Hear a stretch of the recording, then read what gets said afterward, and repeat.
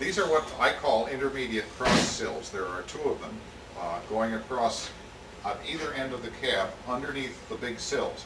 And these are the notches into which the sills fit, 8 of them.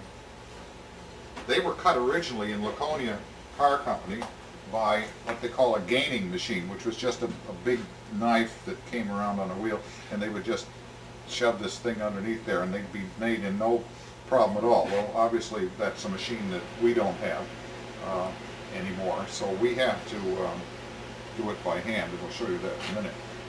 One of the reasons we replaced this sill is the end. This is right at the outside of the car, and the water got in here and weakened it badly. The other end is not quite so bad, but it's almost the same. Is the replacement made out of, again, some really excellent southern yellow pine. And you can see we have milled out some of these, and we're going to do one more just for the show you. There's actually one more to do. We have to do some adaptive technology. In order to cut this last rabbet out, square, which will guide the circular saw, so I can cut across to the edge of this notch right here. And it's a jig that I used all the way across. So now,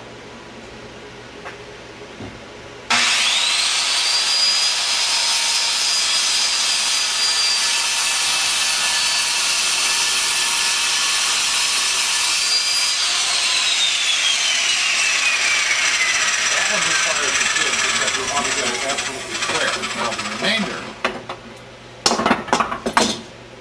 I'm just going to go back and forth.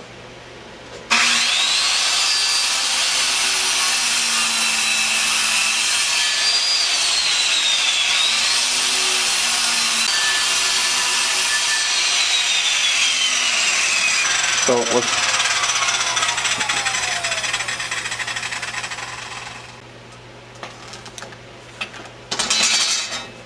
I feel like Norm Abrams. I'm going to just put a slight mark here so that these cut out evenly.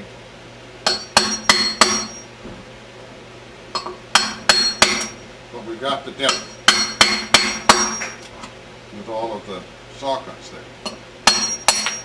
Now, just to keep it back and forth,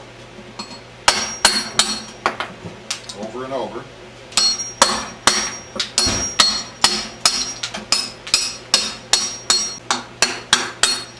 Etc. Alright, to finish this off, what we will do is fine chisel and sand this down so it's relatively smooth on the bottom side, and then the whole thing will get painted with a couple of coats of the stain. And when we put it together finally after fitting, we will put some caulking in here. Oh yes, there's also bolt holes that will come down through the big sills, and there'll be a couple on each one of these, so there will be 16 bolts that go down through this whole thing. One notch that's got to be cut out in the bottom for an air pipe that goes through. I have to locate that yet.